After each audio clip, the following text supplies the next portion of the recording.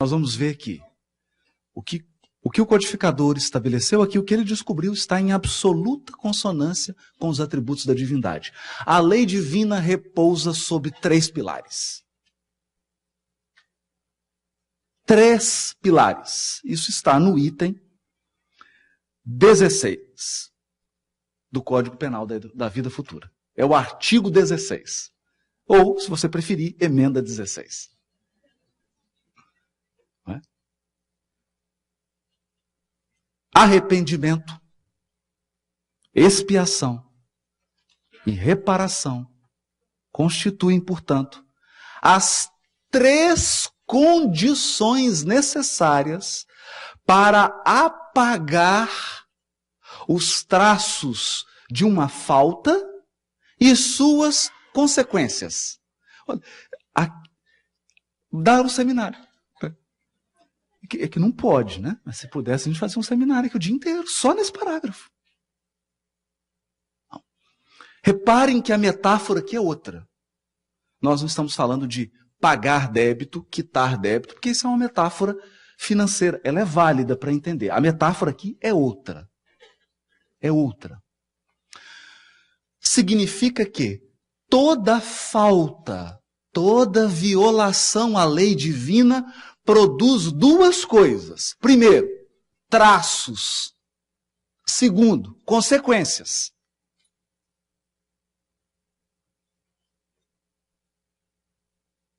Eu não sei vocês, mas eu não pensava nisso.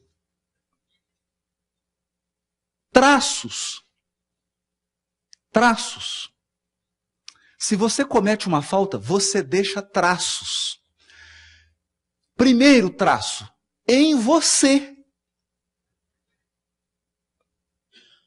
A falta mora em você. E ela te acompanha aonde quer que você vá. Aonde quer que você vá. Aqui vale aquele ditado. Aquela frase, né? O sujeito diz assim: eu tentei fugir de mim, mas aonde eu ia, eu estava.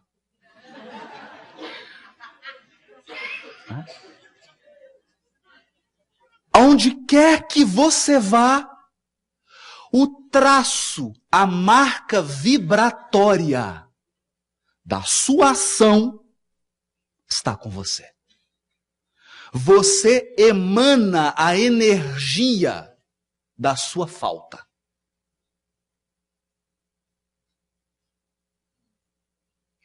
Isso é sério. Porque pode pôr a roupa bonitinha, pode crachar linda, arrumar o cabelo, mas não tem jeito. Os espíritos chegam aqui, eles veem a minha vibração. Eu estou emanando. É uma identidade. É uma impressão digital vibratória. Os traços da falta estão em você. E não precisa nem de CSI Miami para descobrir. Não tem nenhuma equipação, não precisa muita pesquisa. Não precisa muita pesquisa. André Luiz, por exemplo, cita um aparelho que parece com um iPad, que é o psicoscópio, utilizado naquelas regiões de atendimento, que é espírito superior, nem precisa disso, né? O psicoscópio é um aparelho tenebroso. Eu já acho esse de aeroporto, né, que te vê todo, tem uma chave, tem negócio constrangedor. O psicoscópio, então, você não acredita. Que o psicoscópio, eles passam assim e falam, dia tal hora, fez isso, estava sentindo isso, você falou isso, mas sua intenção era essa. Você emanou, dava um retrato e passa filme 4D.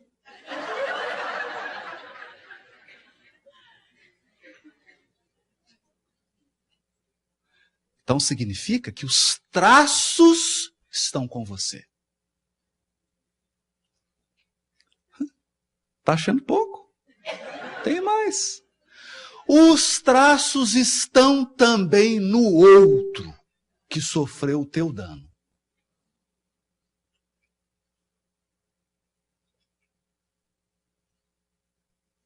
Mas tem mais.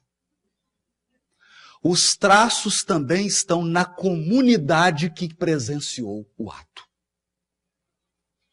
Isso é muito lindo. Isso está na parábola do filho pródigo. Jesus disse isso. Vocês querem ver? O filho chegou e falou: pai, me dá minha parte que eu vou embora. E foi embora. Ele não entendeu, porque fica parecendo leve, né? Da minha parte, não é assim não. Ele cometeu uma falta, teve 3 traços. Primeiro, um problema com o pai. Porque naquela tradição, pedir antecipação de herança para um pai é desejar a morte dele, constitui supremo desrespeito ao pai, violou o mandamento do honrar pai. Então ele tem um problema com o pai. Mas ele tem também um problema com o irmão. E ele tem um problema com a comunidade. Por isso que quando o filho pródigo é recebido, o que o pai faz? O pai apaga o traço da falta do filho com ele. Pai, vai e abraça. E o recebe como filho. Ufa, um traço a menos. Segundo traço, manda matar o novilho e chama toda a comunidade para quê? Para apagar o traço da falta que ficou na comunidade. Porque nós sempre erramos perante observadores. Perante uma rede de relacionamentos que presenciaram a nossa falta. E é perante essa plateia que nós vamos apagar os traços. E terceiro, com a pessoa que nós causamos o dano. No caso da parábola, com o irmão mais velho, que termina em aberto. A parábola termina em aberto porque há uma certa resistência do irmão. Assunto para outras encarnações. Não é? Traços.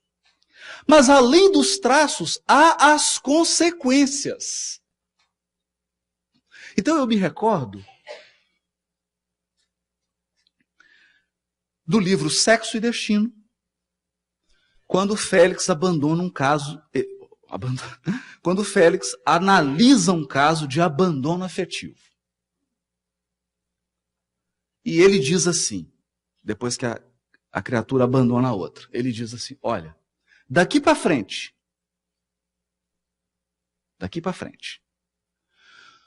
tudo o que essa pessoa cometer de erros na questão afetiva e que tiver relacionado com esse abandono afetivo, ele é corresponsável. São as consequências da falta. Porque há consequências. É natural, há consequências. E assim tudo. E essas consequências, elas são imprevisíveis ao infrator. Porque ele comete o ato, mas ele não sabe. Entendem? Então, uma mesma falta pode ter consequências absolutamente diversas. É isso que a gente não entende. E muitas vezes a gente avalia. Fez isso, então vai acontecer aquilo. Nós não sabemos. Nós não sabemos. Porque isso depende muito de como foram, qual foi o desdobramento do caso. O desdobramento. Só voltar para a página aqui que saiu. Então, isso é muito interessante, porque isso nos coloca numa postura mais madura com relação ao assunto justiça divina. E, portanto, para dar conta dos traços em nós, no outro e na comunidade, e das consequências do ato, a justiça divina se repousa em 3 fundamentos: arrependimento, expiação, reparação. E caminhando já para a finalização, vamos falar um pouco rápido sobre isso. Arrependimento ao contrário do conceito popular, porque nós imaginamos arrependimento como alguém chorando com um lenço. Estou arrependido. Não é? Não, isso é consciência pesada. Isso não é o arrependimento. No Novo Testamento, essa palavra aparece.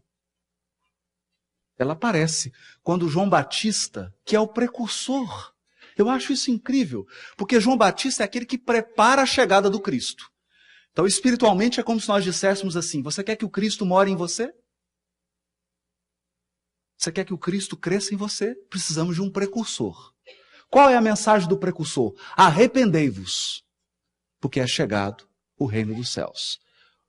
Qual a palavra que está lá? Metanoia.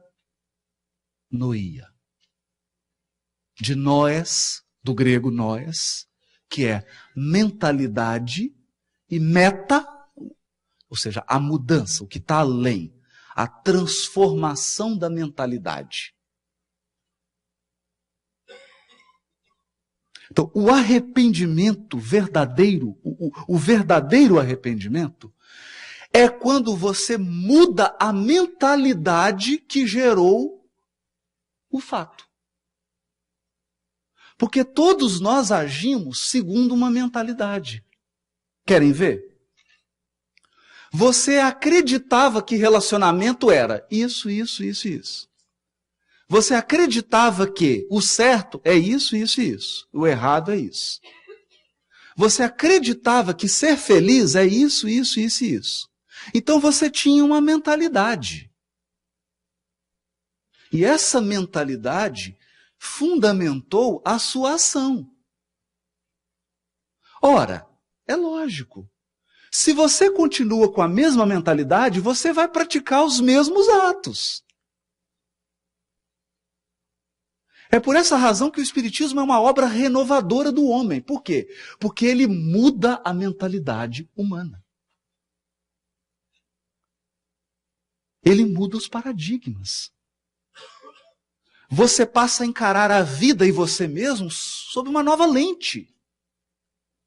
E ao mudar a mentalidade, necessariamente, consequentemente, você mudará suas ações. Por quê? Porque o progresso moral segue o progresso intelectual. Ainda que não imediatamente, mas segue. Então o arrependimento é mudar de mentalidade. Porque senão nós entramos num círculo vicioso e isso é o que acontece demais conosco. Então, essa é uma questão grave. Porque a justiça divina, ela faz todo esse processo. Arrependimento, expiação, reparação. Aí você repara. Mas não há uma garantia de que você não voltará a cometer o mesmo erro se o arrependimento não for completo. Se não houver uma mudança de mentalidade.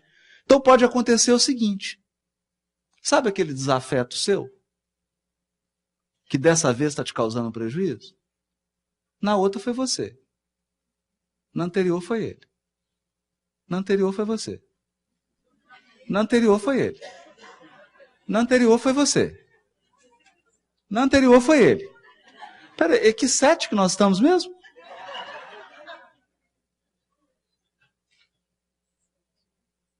Então os espíritos que dirigem a nossa evolução olham para esse quadro e falam assim: meu Deus, que jogo repetitivo. Porque só altera a posição. Altera a posição. Aí você olha e fala assim, coitadinho, é vítima. Ele fala, vítima? Essa já é a 25ª dele como vítima, 30ª como algoz. Entende?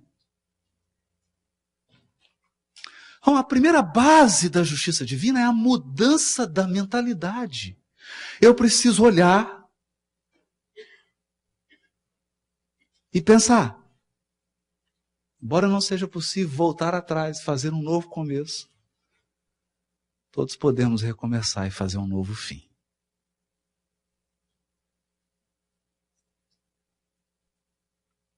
Eu posso reconstruir, recompor, alterar, agir de modo diferente.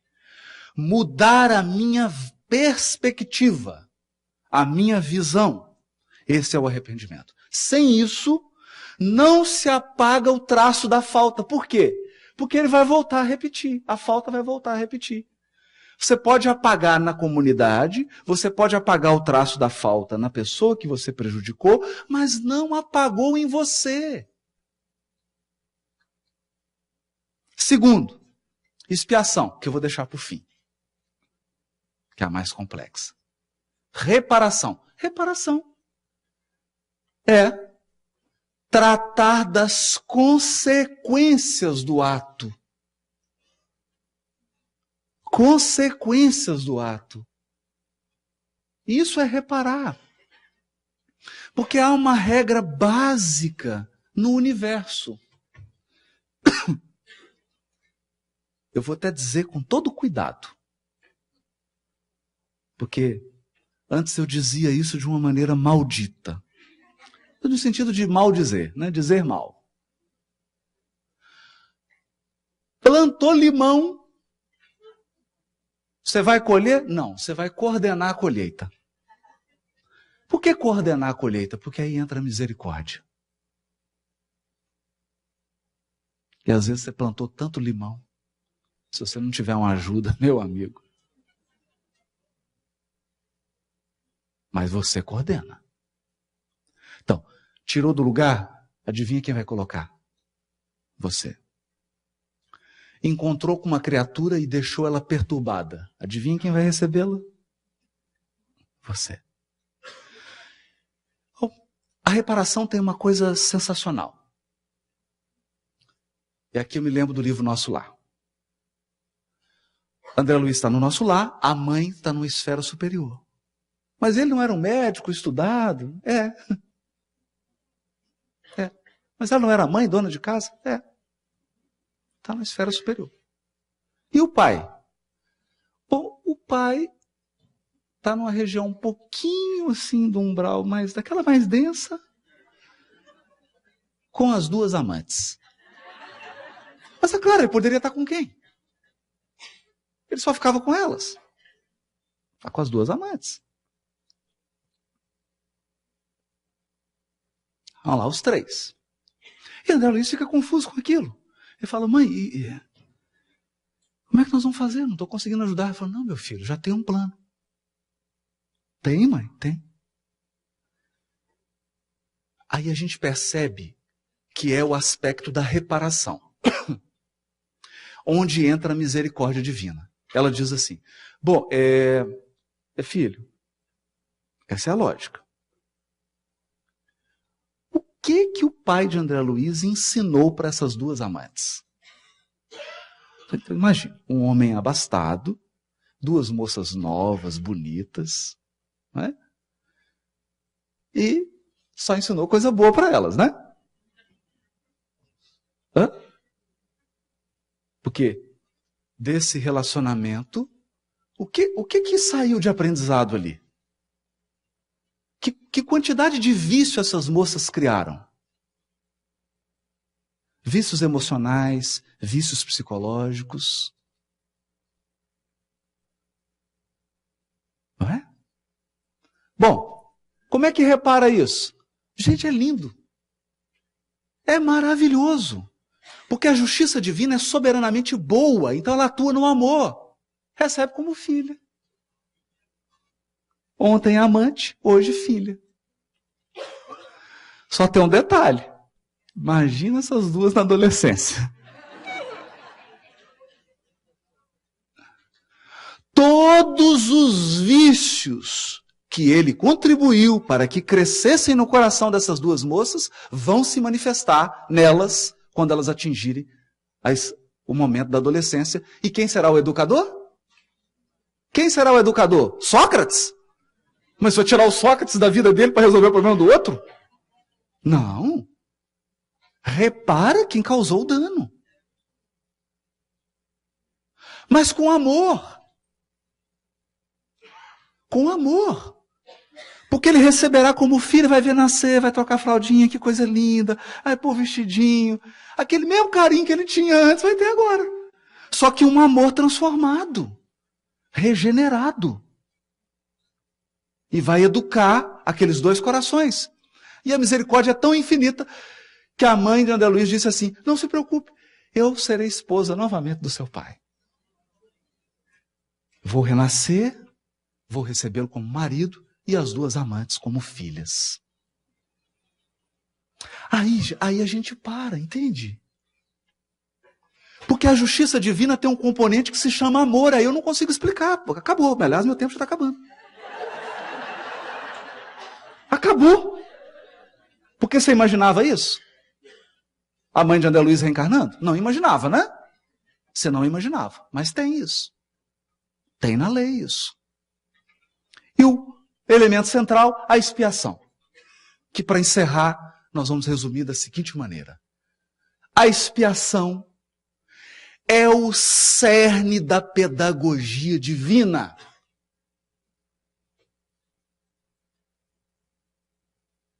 Porque o que constitui a expiação? Você ocupar o lugar que você feriu.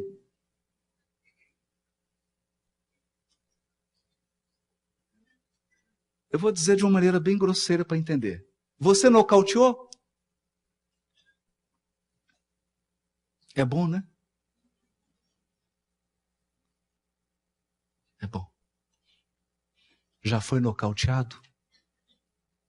É bom também. Expiação é isso. Ela te coloca na posição que você não observou antes de agir.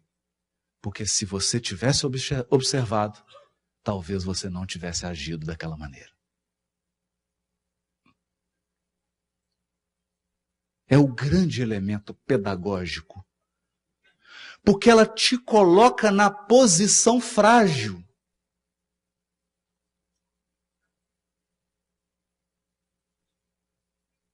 Na posição de receber. E aqui fica a grande lição. A grande lição. A lição grandiosa. Na verdade, ninguém te faz mal. As pessoas são apenas instrumentos para trazer a você o seu próprio mal. Aquele que saiu de você. Elas trabalham para FedEx. Elas só entregam. Elas só entregam. Por isso que a benfeitora Joana diz, né? O mal que nos causa mal não é o mal que nos fazem. É o mal que fazemos.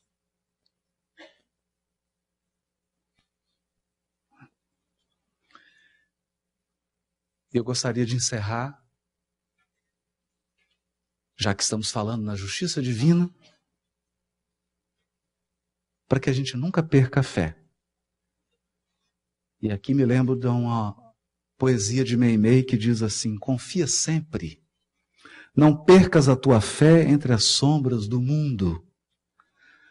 Ainda que os teus pés estejam sangrando, segue para frente, erguendo-a fé por luz celeste acima de ti mesmo. Crê e trabalha, esforça-te no bem e espera com paciência. Tudo passa e tudo se renova na terra, mas o que vem do céu permanecerá. De todos os infelizes, os mais desditosos são os que perderam a confiança em Deus e em si mesmos. Porque o maior infortúnio é sofrer a privação da fé e prosseguir vivendo. Eleva, pois, o teu olhar e caminha, luta e serve, aprende e adianta-te. Brilha a alvorada além da noite. Hoje, é possível que a tempestade te amarfanhe o coração e te atormente o ideal, aguilhoando-te com a aflição ou ameaçando-te com a morte. Não te esqueças, porém, de que amanhã será outro dia. Muito obrigado.